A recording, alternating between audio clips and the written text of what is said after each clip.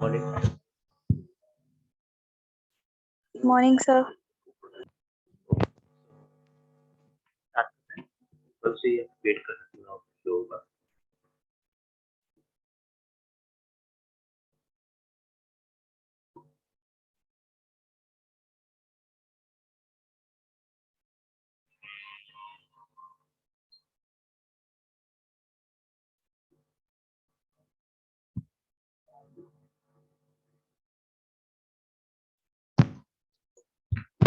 चलो आज तुमको बेसिक आइडिया बताता हूँ कि अपन को ट्रिपल सी सब्जेक्ट में क्या क्या पढ़ना है और क्या क्या देखना है।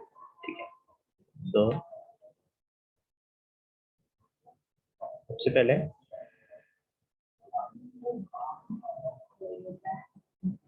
एक बेसिक आइडिया क्लाउड कंप्यूटिंग क्या होती है। क्लाउड कंप्यूटिंग आपको पता ही होगी कि हमारे पास दो तरह की चीजें रहती है। एक सबसे पहले हमारा रहता है क्लाइंट सर्वर आर्किटेक्चर,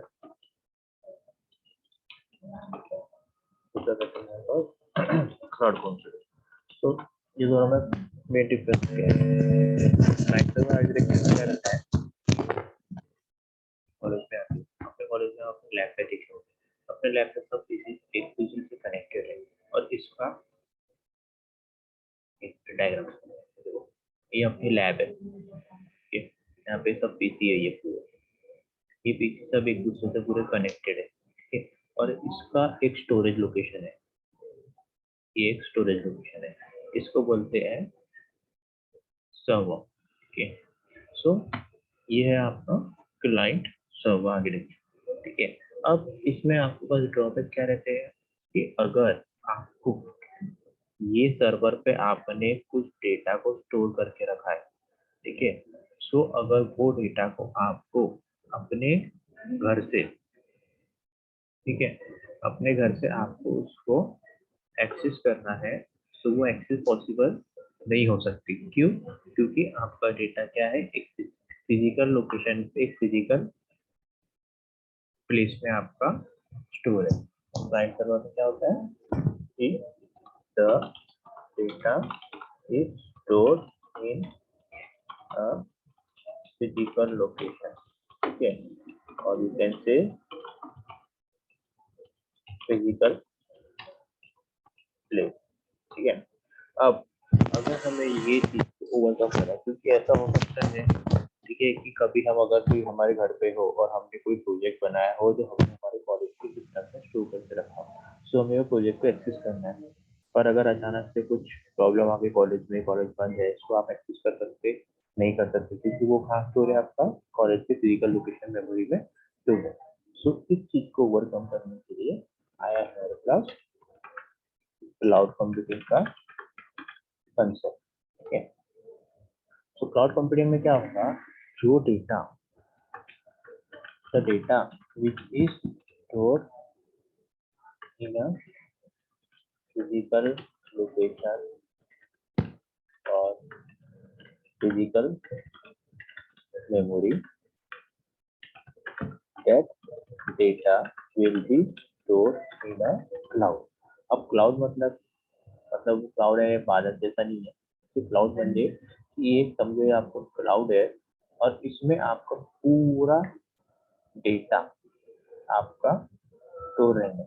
सो जब आपका डेटा पूरा क्लाउड पे स्टोर है, मतलब क्लाउड एक ऐसा सर्वर है जहाँ से हम वो पर्टिकुलर डेटा को दुनिया के किसी भी लोकेशन पे हो, हम वहाँ से उसको एक्सेस कर सकते हैं। So cloud data can be accessible from any place around any corner. ठीक है, सो वेरेवर जब भी आपको कुछ ऐसा रिक्वायरमेंट रहती है, आपको कुछ ऐसा सिनेरियो आता है दैट कि you have to access the particular data from every corner, or you have a team of 5 and every member of team is placed on in different locations. Okay, so at that time what you will do, you will place your data in a cloud and every member of that team can access that data from by accessing that particular cloud. So इससे क्या होगा, आप कहीं पे भी बैठ के अपने डेटा को एक्सेस कर सकते हो, कहीं पे भी बैठ के आप अपने डेटा को के ऊपर जो भी काम है वो आप कर सकते हो, एंड देन अगेन उसको आप डेटा को क्लाउड पे स्टोर कर सकते हो। सबसे मेन कंसेप्ट ये है कि it can be accessible from any place on any corner of the world. Okay, so अब क्लाउड में तीन तरह की मेन चीजें हैं, ठीक है। अब ऐसा नहीं है कि सिर्फ हम डेटा को ही एक्सेस कर सकते हैं, हम तीन अलग अलग चीजों को एक्सेस कर सकते हैं। सो वो ही है, सबसे पहली है EAS,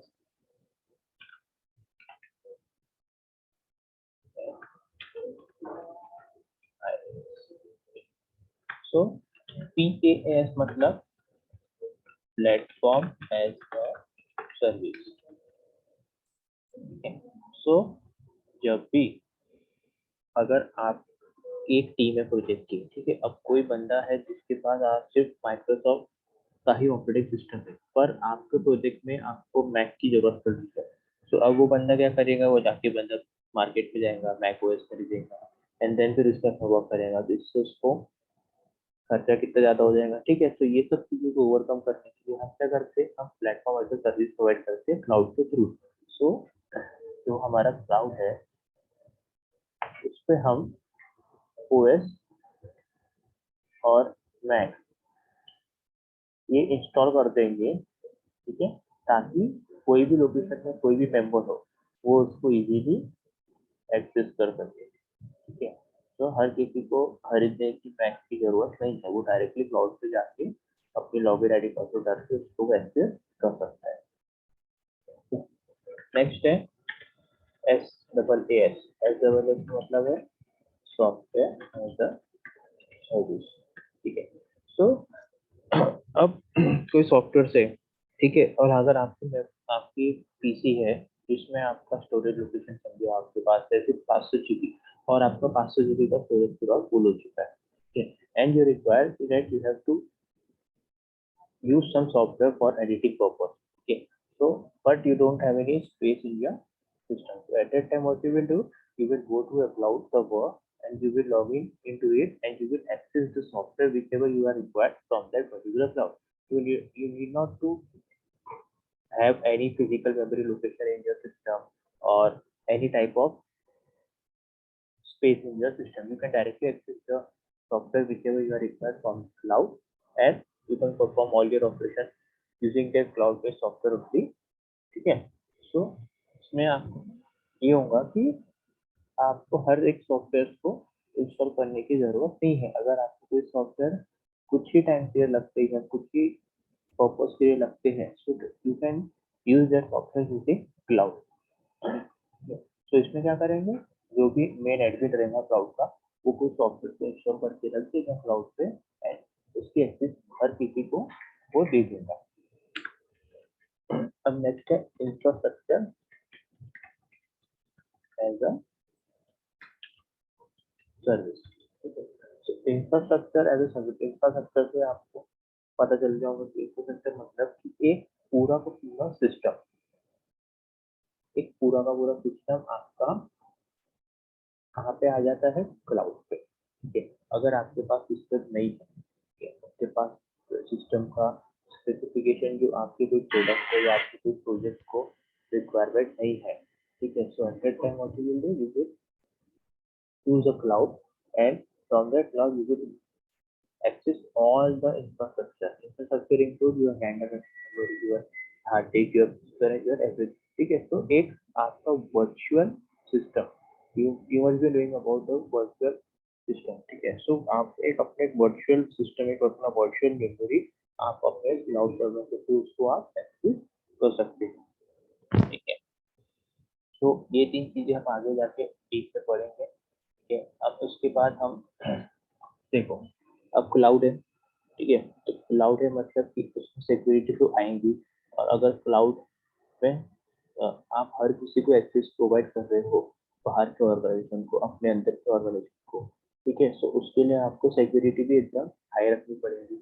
सो क्लाउड में अलग अलग टाइप की सिक्योरिटी आती है, एप्लीकेशन लेवल सिक्योरिटी, फिर डाटा सिक्योरिटी, फिर इंफ्रास्ट्रक्चर सिक्योरिटी,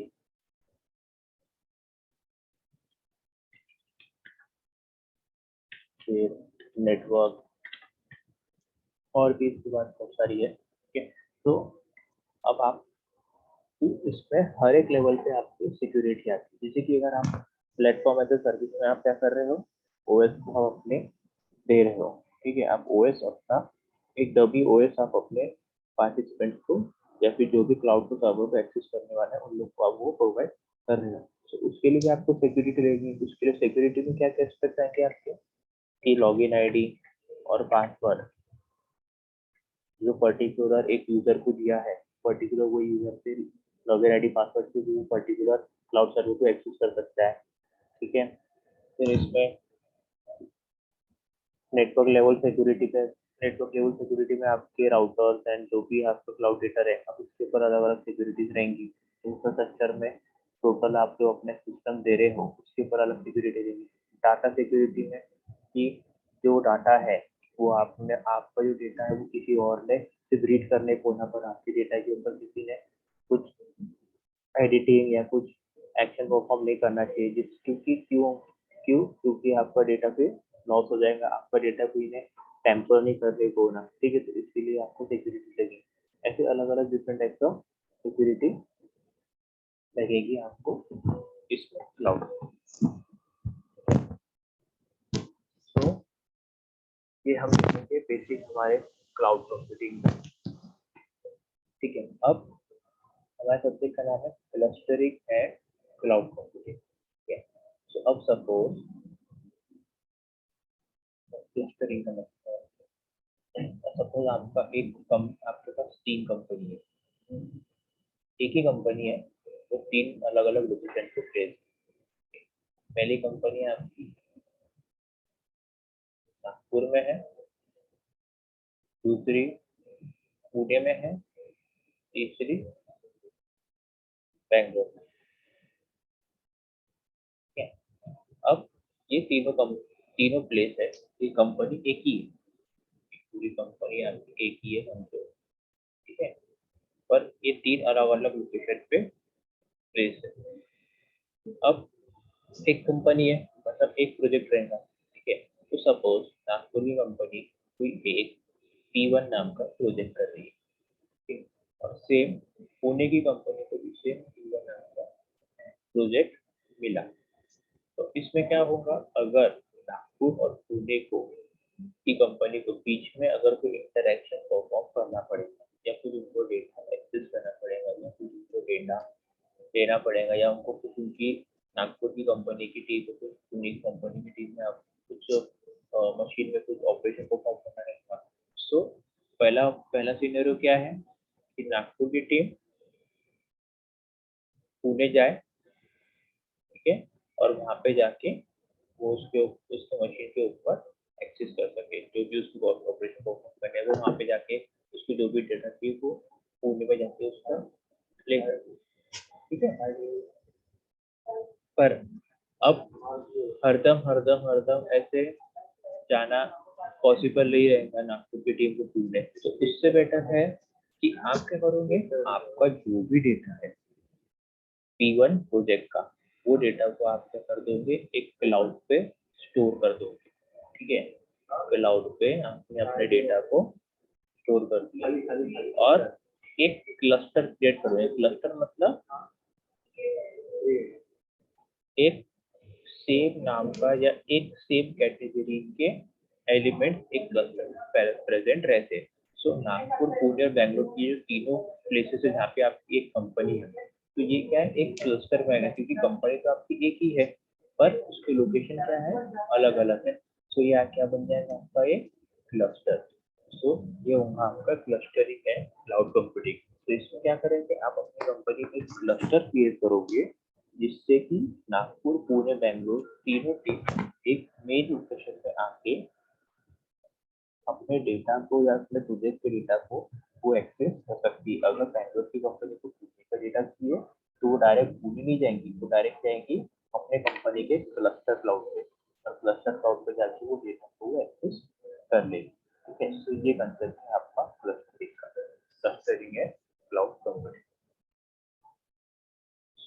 एक रफ आइडिया क्लियर हुआ कि क्लाउड कंप्यूटिंग क्या है?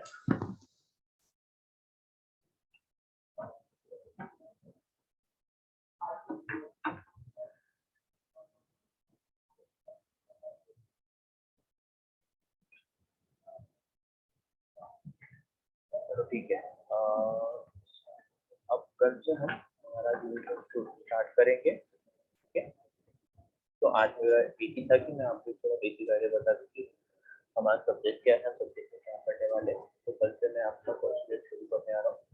So great, right?